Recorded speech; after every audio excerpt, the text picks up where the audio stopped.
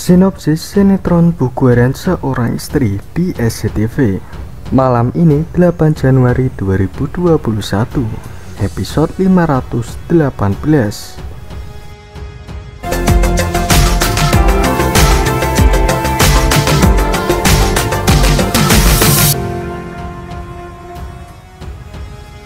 Assalamualaikum warahmatullahi wabarakatuh.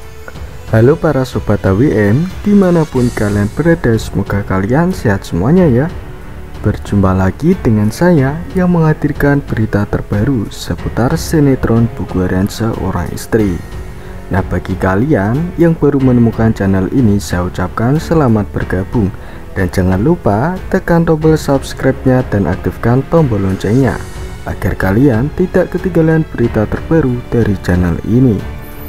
Dari sini saya akan menceritakan alur cerita seputar sinetron Bugueran Seorang Istri, tentunya hanya di SCTV. Selamat menontonnya guys, dan terima kasih.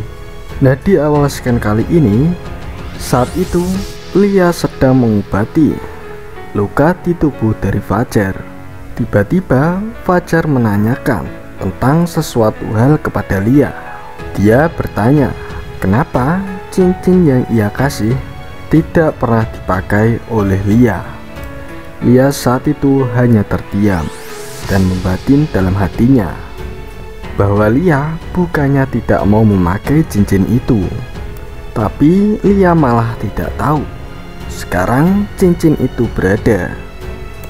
Kemudian di sisi lainnya, saat itu Livia menemukan cincin yang bertuliskan Fajar di kamar dari Roni. Livia pun akhirnya kaget. Dia menyangka kalau yang punya cincin itu adalah selingkuhan dari Roni. Saat itu pun Livia langsung memarahi Roni, dan dia berkata kalau Roni ini bisa-bisanya selingkuh darinya, dan Roni ini sudah melakukan beberapa selingkuh di belakang Livia. Sementara di waktu yang lainnya, akhirnya di sini Kevin ketemu guys. Dirinya langsung disandra oleh Dewa, Nana, dan Pasha, lalu diikat di batang pohon. Dewa yang saat itu emosi langsung menghajar tubuh dari Kevin.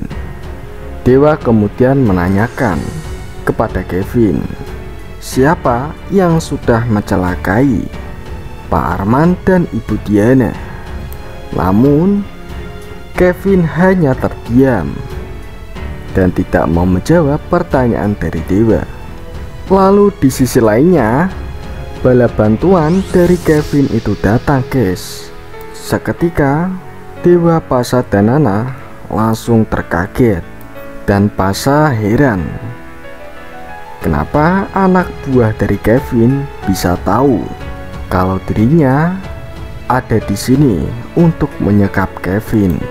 Kevin saat itu hanya tertawa terbahak-bahak melihat tingkah laku dari Pasha, dan Kevin saat itu pun merasa di atas angin karena anak buahnya datang untuk membantunya dan menghajar Dewa dan Pasha. Kemudian di scan yang lainnya guys, saat itu kita melihat bagaimana Lia sedang bertemu dengan Tante Merlin. Lalu mereka berdua nampak membicarakan hal yang serius, sampai-sampai Tante Merlin meneteskan air matanya. Tante Merlin saat itu mengatakan bahwa dirinya akan mencari cara untuk melunasi hutang sebesar 2 miliar untuk membayar notaris dari Pak Arman. Ia pun saat itu menenangkan Tante Merlin yang sedang dilanda kegelisahan dalam hatinya.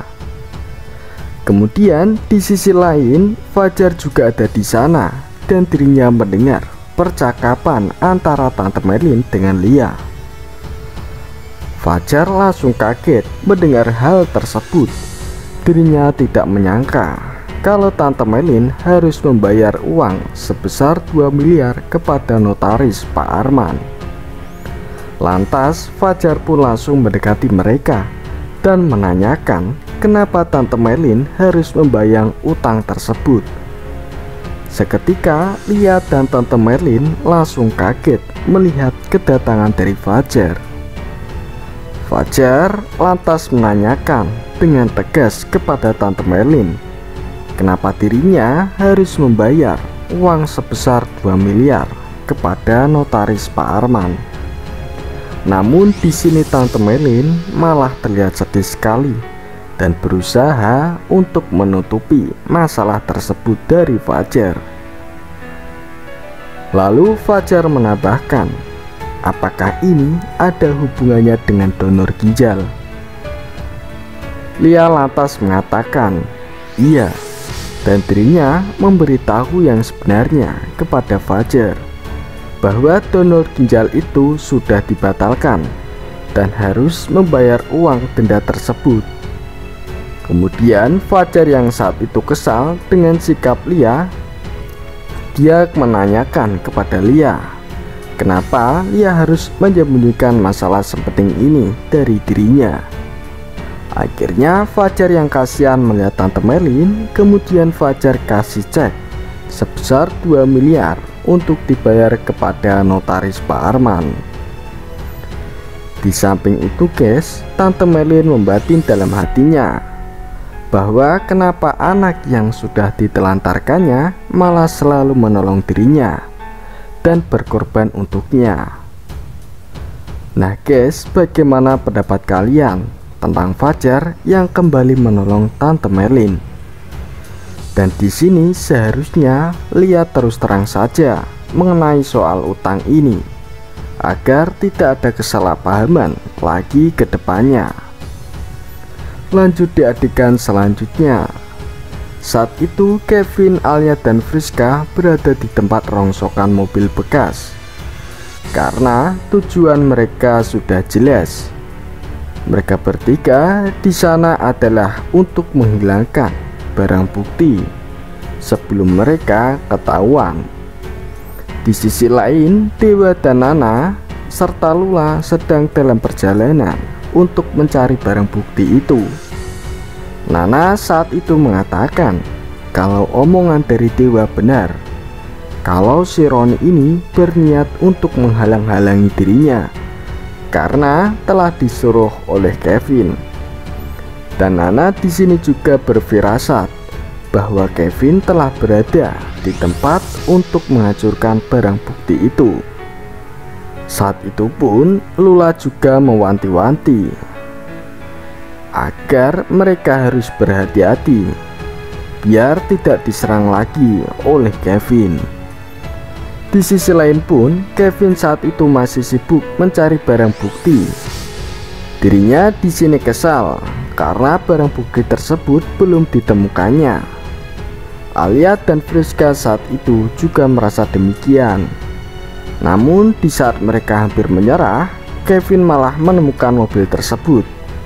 Seketika mereka sangat senang sekali melihat barang bukti itu. Akhirnya Kevin langsung membakar mobil tersebut tanpa ampun, dan mereka akhirnya kabur untuk menghilangkan jejaknya. Mungkin sampai di sini dulu ya guys ulasan singkat dari saya. Mohon maaf bila ada perkataan yang salah dari saya ucapkan terima kasih. Wassalamualaikum warahmatullahi wabarakatuh.